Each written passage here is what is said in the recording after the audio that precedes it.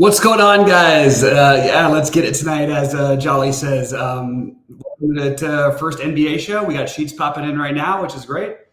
Sheets, how you doing, man? Doing well, ready for action. Just Yeah. did the NHL stuff for those of you who were present for that, and it's a really big slate, by the way. But really psyched to get the NBA season going. I am going to be running baseball showdown lineup too. Nice. I'm going to run those later, but I'm not going to go live for any of that. Yeah. But yeah, I'm ready to get into today. I'm looking at some of the ownerships here. I mean, obviously a 2-game slate, everybody's going to be owned. But LeBron's pretty unowned. Yeah, LeBron is not. I mean, it's just a price thing. It's like if you play him, you should probably play him with Jokic, and that means you're foregoing the better plays on Phoenix. Yeah, well, yeah, it's true. So that's and the same thing with Anthony Davis. Like, it is really hard to logically explain those guys as being better plays than the Phoenix guys, assuming that Beal doesn't play. But at the same time, that's what everyone's going to do, and that's your chance to get a little different. Yeah. So I like that. Yeah. So go ahead. No, I was going to say. So just so everybody knows, I'm playing. I did up, and I am going to play 60 of the DraftKings one. Nice. I'm playing 60, and I'm going to play the 150 of the FanDuel, and I'm going to play one big buy-in in the 300 on DraftKings. I haven't quite figured out what that's going to be yet, but and I'm also going to be like testing out the new SaberSim stuff, which apparently it's going to be updating the ownerships like all night long and how your contests are doing stuff. I mean, like I got to see how that works, but I'll probably be able to explain it to everybody in about a week. You'll manage expectations. You know what I mean? Because I struggle actually when it's something I didn't create. You know what I mean? Trying to figure out how things work a little bit. So I'll probably be well versed enough in it to tutor you guys in it probably a week or so. SaberSim itself has a lot of videos if you guys can be into that. But let's talk about the games, man. I mean, for those of you who weren't here earlier, you have two pretty good basketball games.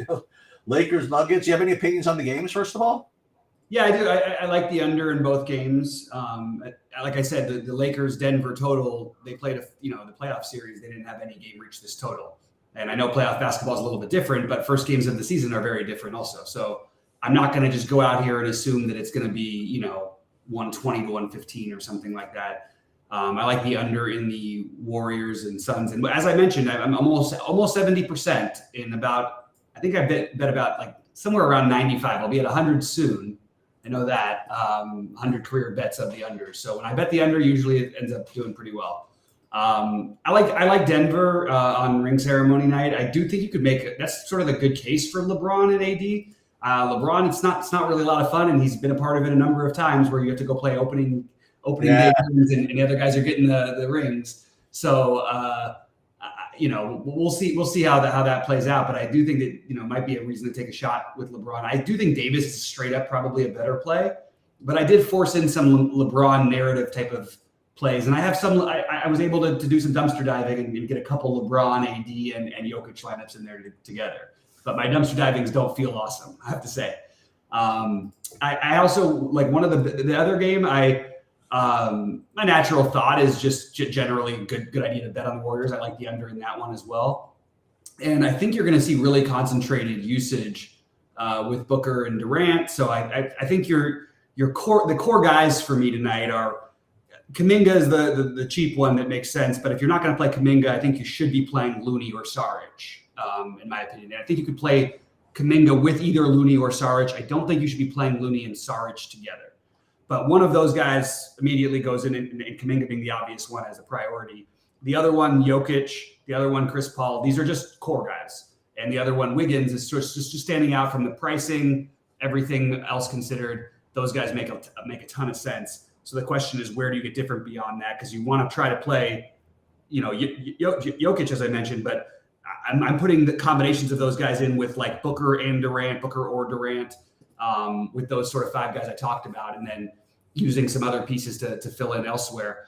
I don't think Bradley Beal is going to play tonight. It is worth noting that of anybody who I've ever seen say that they've been unlikely to play, he probably plays the most of any of those guys. So in the lottery, I'm leaving 25% of my lineups with Bradley Beal in them, and I'll just shift to Klay Thompson or some form of 2v2 pivots if he officially gets announced out, just because it's very hard to get different on these two gamers. And if you end up with him in, now while other people are trying to fight to get him in, you already have the place reserved and your lineup looks the way you want it. I just think it's kind of an interesting angle to take, even though I would say probably 90% that he's not going to play. That 10% is worth taking a shot, though. So those are sort of my core guys. How about what are you finding? Now you're playing the 150, right? What percent of your lineups have Paul and Jokic? So let me get my exposures right now. So, like for example, Chris Paul, I have 82%, and it's literally because I just made some different plays to try to get him out because he was showing up for like basically everything. I've got Jokic. I got him down to 70% now. It's a little lower than I thought I was going to be on him, but they're just like, as I mentioned, I just think you got to kind of play more of these Phoenix guys. And what's interesting is not necessarily the ownership, because if I look by my entry fees, Kuminga is my third highest owned player, but I'm only playing him 30% and playing more Looney and Saric in the lottery just because of the ownership. So Kuminga is my third highest owned player, but in terms of buy-ins, but just when it comes to everything, he's a little further back. Devin Booker is in half my lineups, but again, he's in like 75% of my buy-ins. Andrew Wiggins, similar. One guy who kept popping for me, and I couldn't seem to get him out as much. Well, two guys, Gordon and the Michael Porter Jr. I would say if you're playing Jokic, I would prefer to play Gordon. But if you're not playing in the non-Jokic lineups, I think you prefer Michael Porter Jr. That's the way I would go. So those are sort of the main ones I'm looking at. Yeah, so I have 80% Jokic, and then I'm kind of under on Paul. I only have 67% Paul. He's going to be 80% owned, right? I mean, probably. So I have like 67% of him, and then and this is current. I'm going to tell you what I'm going to be doing with it in a second. And then I am playing that a bunch of the Terrain Prince, and a Kogi. It doesn't feel right, but on a 2-game slate, I mean, you don't need that much. Well, let me just up because this is the way I play. This is the way I play NBA. Everybody, okay, everyone wants my process of the NBA.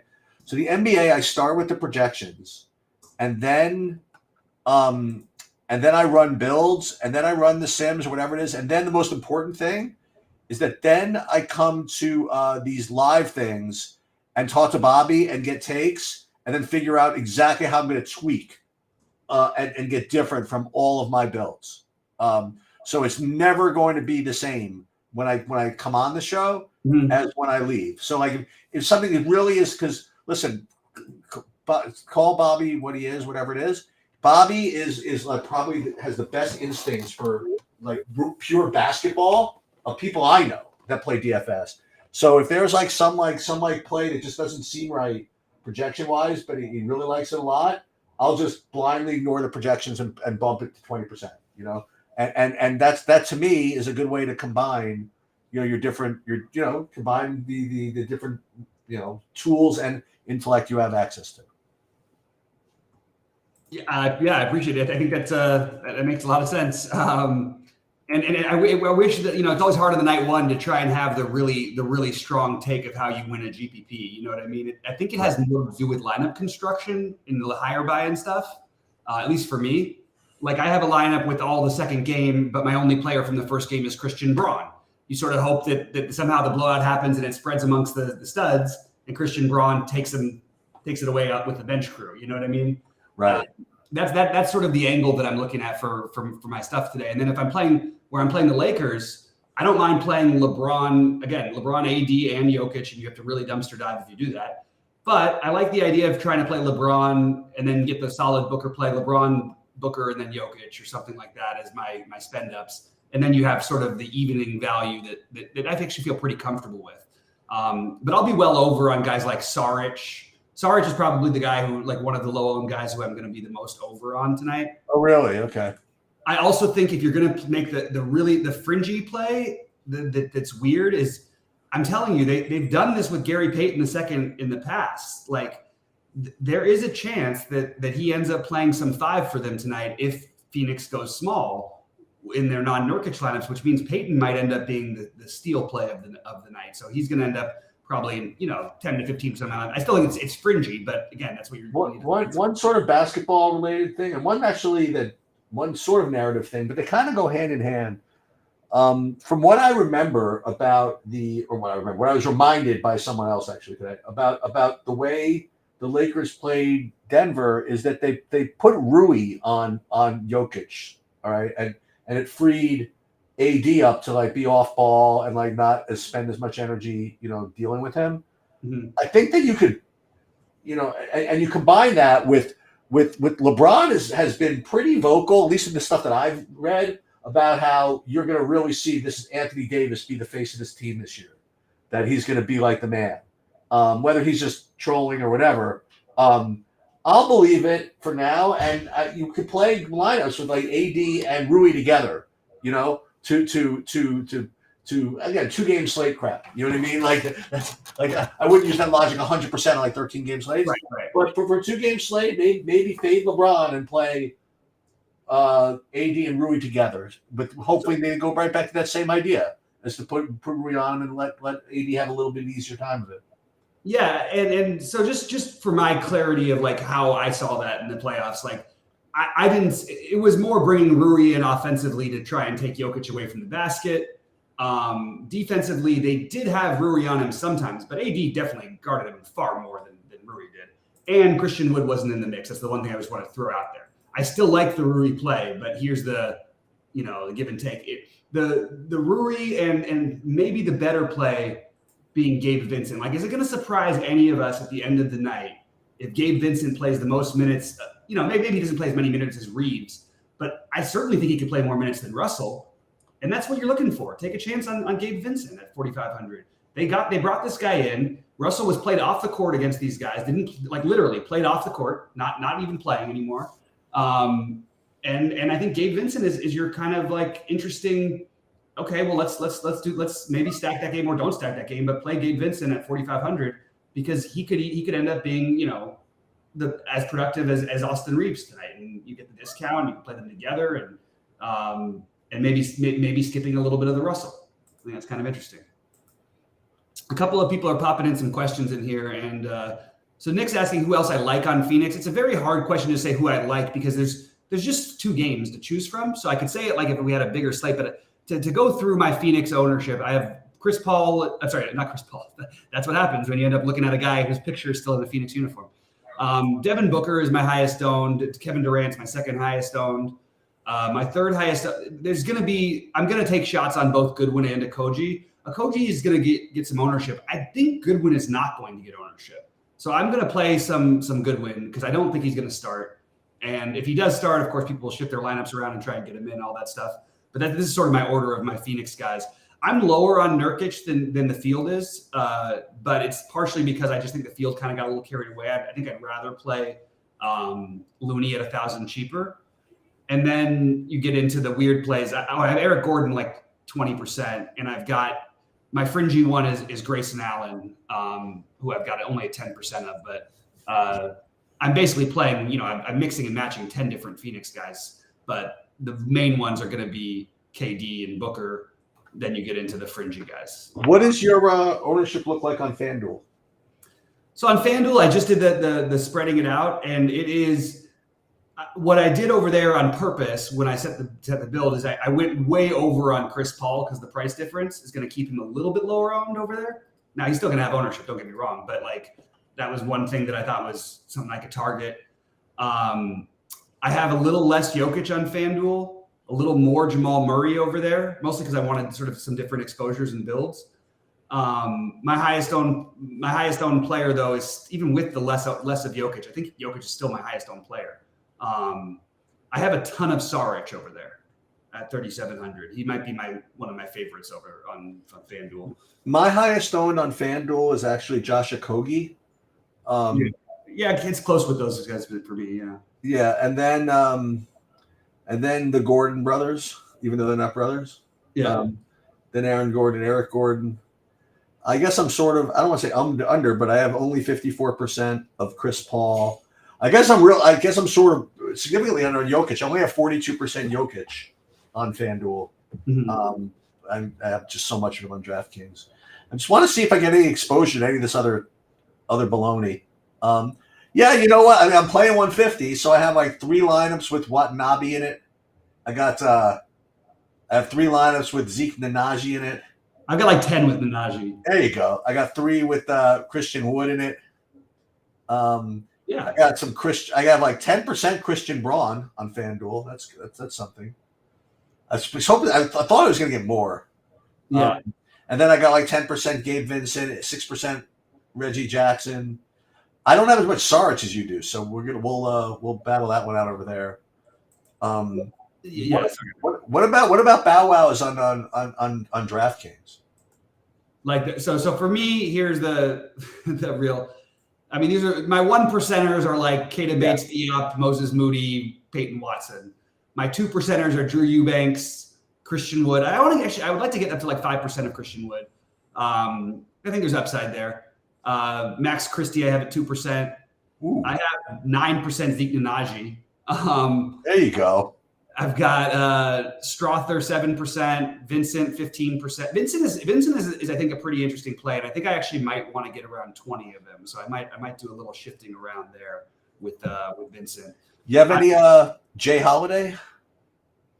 No, I didn't. I somehow just didn't end up there at all, and I don't really have a I mean, not that I need to play everybody, but like he's the 12th. 11th man, depending on how you look at it. Now he's a good enough player where he could get in and stay in the game because he's all he's going to do is stand in the corner and play defense. But if he hits a few threes, I think it's worth taking some shots. It feels more like a showdown-y play. I couldn't quite get him in on this slate. Yeah. What about KCP? How much do you have of him? I got a pretty decent amount of KCP, 17%. Yeah, I got like 40. Oh wow, so you went pretty high on him. But part of my numbers are skewed still because I'm leaving that 25% Brad Beal spots. You know what I mean? That's true.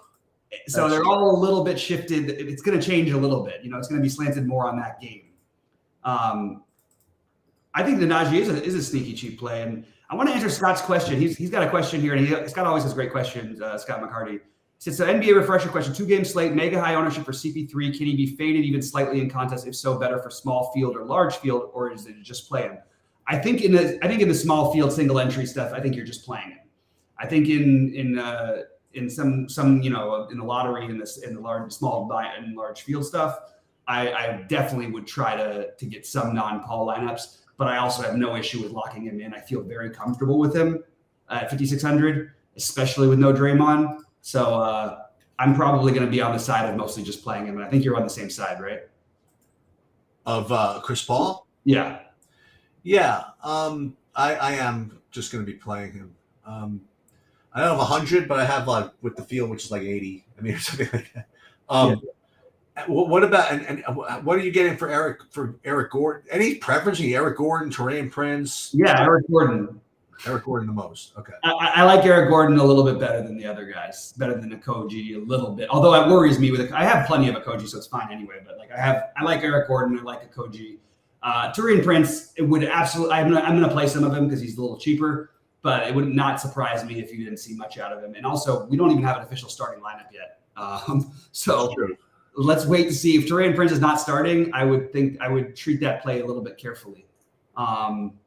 Anyway, and I'm looking at some of the other questions. Clay Davis is asking what about Kevin Durant? I mentioned Kevin Durant is one of the best plays on the slate. I think that Kevin Durant and if you play Kevin Durant and Booker together, I'm just going to do. That's going to be most of my big builds are going to have at least one. Oh, they all have at least one, but mostly we'll have two of those guys, both of those guys in there. I just think the spot is too good.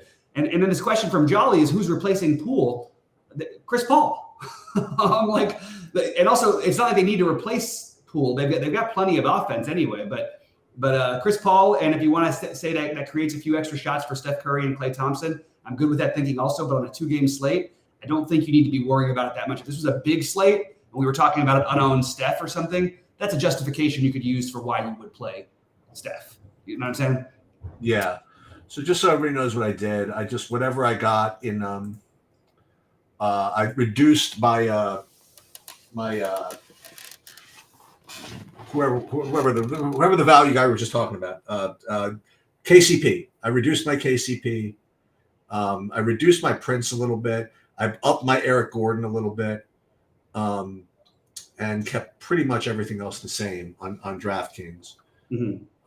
FanDuel, I think I'm gonna keep everything because I do have a whole bunch of Okogie over there, but it's fine because I remember with FanDuel, I keep forgetting that you have to get all the positions in. So that's why these guys end up like really popular because you need to put absolutely. in there. But a lot of Eric Gordon, Aaron Gordon. All right, these are good. I think FanDuel, I'm not going to make any adjustments based on what we said.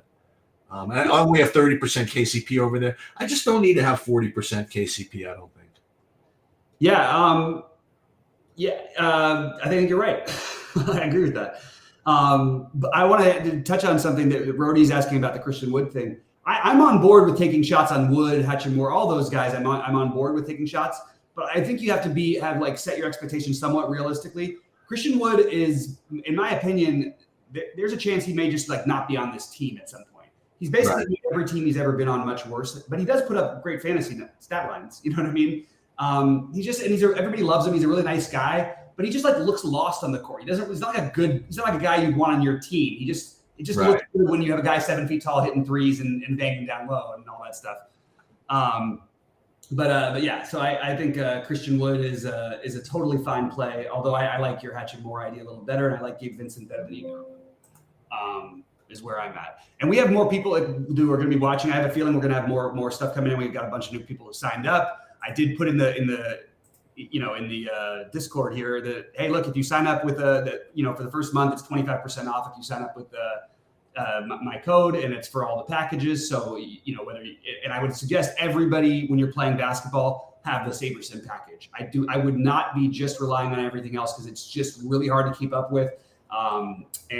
While it's awesome to have Sheets' awesome projections, Goldie's awesome projections, those are all there too. But if you want to fail safe in the NBA and you really want to make sure you have a trusted projection source, and that's why we're happy that we're able to offer some of SaberSim's offerings at even lower price, and we're offering a little more content, which they are cool with, we're cool with, and we love being partnered with them. So I just want to throw that out there. I also wanted to say real quickly about please like and subscribe to the videos, guys. Because it's NBA and it gets so hectic at the end of the day, most of the shows I think are going to be about 30 minutes to 45 minutes. But we really appreciate doing the likes so we can do it for free. And then in the Discord channel, the premium channel, that's where a lot of the action takes place all through the night for the NBA. Tonight's only 2 games, so it's not going to be as much. But all the back and forth, you're going to make yourself a better player just by being a part of that chat. It's a really, really intelligent group. So I would encourage everybody to make sure to get in there if they haven't for any reason. And I'm going to attach the thing right now. I hate doing the marketing stuff or the stuff I'm supposed to do, but I think this stuff is important for everyone. Well, forget the marketing for just a second. I mean, the reality is that, I mean, if you want to know exactly how we play, I mean, we're going to try to tell you. Like Bobby doesn't really use the SaberSim stuff as much. He's much more of a hand build, person, and I've been literally I think I might be the first person in the whole industry to use SaberSim. Back when literally nobody had heard of it. Okay, I know these guys like a long time. So I need that stuff, and I appreciate the analytic piece of it, and I really use it. So you can win with you can win with it, you can win without it, but I just prefer. I just like what it offers. So I personally recommend. I don't even know what it costs, honestly. Bobby didn't know all that, but it depends what kind of player you are. Listen, if you want to just play, one lineup a night, or even like a handful of lineups a night, and want to be, casual, whatever, you could do it without a big, whole contest sim construct and a whole thing, and find good plays and make them. It depends on how much into the weeds you want to get. That's all. Yep, absolutely. But I do think for NBA more than any other sport, like you definitely want to you want to be able to have a baseline projection. If you can't get your projection before the things, it's really tough because every player that gets net tomorrow we'll get some glimpse of it, but when we'll really see it is like in 2 weeks when guys are going to be trying to play through it and warming up, but with the intention of playing, but not knowing whether it's going to be it's really, really tough. And the projections, even the projection sites, as great as they are, it's impossible to keep up to date with it. Well, that's the thing. I mean, I forgot to specify what I was talking. See, I originally was talking about like using the SaberSim for actually the tools, But Right. specifically for the projections, I mean, I just want everybody to be totally upfront with everybody. Yeah. I put the sheets together. I think I do a really good job of it. There is literally no way I'm going to be updating them like on any regular basis after lock, like for the whole season. Right. You know, I'm just telling you in advance. And it's also possible that there are going to be days where I update one time at noon, and then just because life gets in the way, you know, I'm not going to be able to do it. I don't know if I think Goldie's probably working on. Yeah. He's got his up today and everything. Oh, great. Okay. I'm just saying that you know, just nobody yell at me. It's like, Right. Absolutely. That's what's going to have to happen. And that's why I really do think that using the SaberSim version of our package is awesome. And also, you know, you get the core plays, you get all of my early builds, my exact exposures, all that stuff. And I think that literally for the Discord chat and the premium alone for when it gets going during NBA is probably worth it. So just want to throw that said, I am posting one more set of sheets to the site right now. It obviously doesn't have anything about the late, you know, no late changes in the late game or anything like that. Maybe today, just because I'll probably be around paying attention to it, I might do another one. But again, just don't count on it. Yeah. And I see a ton of people still in chat. Guys, please like the video. We appreciate it when you guys do that, because it does allow us to keep doing them for free. And we don't want to just do it for the premium members. We want everybody to be able to at least see these videos. I want to do them just for the premium members. Well, I know Sheets would. That's the problem. I almost like stop myself from even saying it. But I did post my exposures in there, and I posted my my high buy-in builds as well. I also do it on the site, but with NBA, because there's so much that changes, and even today, I mean, look, we have 2 games. Bradley Beal went from probably playing to not playing. Then Devin Booker went from likely not to play to playing. So, like, it's already been happening. Just really, really weird. All right, let's see. Why is there no projection for Michael Porter? What the hell is that? Oh, so these guys get an L. Okay. Murray, KCP. Thanks, Brandon. Appreciate it. Always appreciate when you guys drop in the confirmed starters when we're trying to do these things. So Murray, KCP, MPJ, Gordon, Jokic. That's what we expect. Nothing weird there. And then once we get the Lakers one, we can sort of figure out what we're going to do going forward. Dude, I'm getting so good at this aggregation business and putting together a lot of sites, because I noticed that there are a couple of guys that okay, so this is like total behind the scenes stuff nobody needs to hear about, but when I put the sheets up before, like 10 minutes ago, they look great, and then I just did an update, and I saw that there were a couple of people that were just missing projections. Mm-hmm. Like there was. Well, I noticed this when I try to run something from SaberSim, because you have people that are out in your lineups, and I saw it said that Michael Porter Jr., Gary Payton, all these guys have like 0 projections, so we're taking them out. And I'm like, why do these guys have 0 projections? And the reason why is because they have juniors in their names. And when someone has a junior in their name, or like a third, sometimes some sites like either they just say Gary Payton and they don't put Gary Payton the third, and then when they don't match, you get a 0 projection. So these are things that I work on, I tweak, and I figure out. But I knew instinctively once they said there was guys that didn't have projections, I knew exactly what it was, and I knew how to go back and fix it. So I'm learning every day. Yeah, I'm sorry. I've just got a whole thing going on with my kid. So I am working for you guys. All right, guys, ask any other thing before we get out of here. I know what's going to happen, and I'm used to the things now, and I have no problem with people jumping over and I taking our show, and then we do our live before lock, and we end like a little bit like while crunch time is just starting. I like the crunch time show also that they're doing for free over at Roto Grinders. They do a good job, and we always talk about like our site. We want you guys to be a part of us and everything. We don't want people jumping over other things. The truth is we want you to win. We want you to have the best chances. I truly believe with our content combined with that one little half hour that they do right up to lock is really valuable, because we usually get info. I don't think it's as important today, but I think it's important on big slates, because there's a team of, as somebody who's worked at that company for years, there's a team of 25 people trying to track everything down, which we just don't have the manpower to do while we're on air here. So wanted to throw that out there. I will say also that I gotta work on this, but within our Discord channel, there's usually, first of all, there's a amount of people that post news in there, but also we have this Twitter feed which I have to update. That's the one thing I forgot to do, is update it for the most recent like good Twitter accounts to follow, so that when something pops in, it'll probably just show up in the Twitter feed part. Yeah. And all the other thing about the NBA is listen, it's and this is why Bobby loves it. It's really hard. It requires a lot of attention, and you can, but the good thing is you can outwork people in the NBA.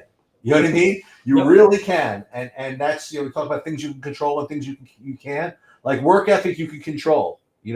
So that's the one positive. Well, not the one. There are plenty of positives, but that is a very big positive, because you can't just throw lineups in at 6:15. You know what I mean? I've learned. I'm telling you, I've done it. I do it maybe 15 times a freaking season. You know what I mean? I'll just do it, and then I'll say, wait, this time it'll work out. This time I don't have to worry about it. And then next thing you know, it's like, what am I doing? But so trust me, the people that work the hardest are at a huge advantage. Yep, I totally agree. And I'm just going to remind everybody, tomorrow you're going to get a feel for, if you haven't played much NBA before, 15 games. It's a wild one. This is a great question from Riri about Braun for Vincent. I have more Braun myself, but I'm not sure that I'm right on that. I think that I like the speculation of Vincent. I've sort of talked myself into it a little bit more throughout this show. I do have more Braun, but I definitely don't mind if you want to take the Vincent angle. What I wouldn't do is play Vincent and Russell lineups together, and I probably wouldn't play Christian, Braun, and KCP too much together. Now, in the large field, the lottery, I think you might be able to there's a path you could get away with it, but it's just less likely. I think you're going to be able to get away with it. All right, it looks like that's, things are kind of drying up a little bit, but we had more people on this show earlier than we've had for any show so far this year. So that's nice to see. And nice to have the NBA back and getting the numbers, and we'll be at triple digits soon enough for the live stuff while people are watching. We had a lot of people watch the video earlier, which we really appreciated. So, all right, guys, I think we're ready to finish. Yeah, I'm ready to roll. Is that cool? All right, good luck, everybody, and looking forward to a great season. All right, good luck, Sheets.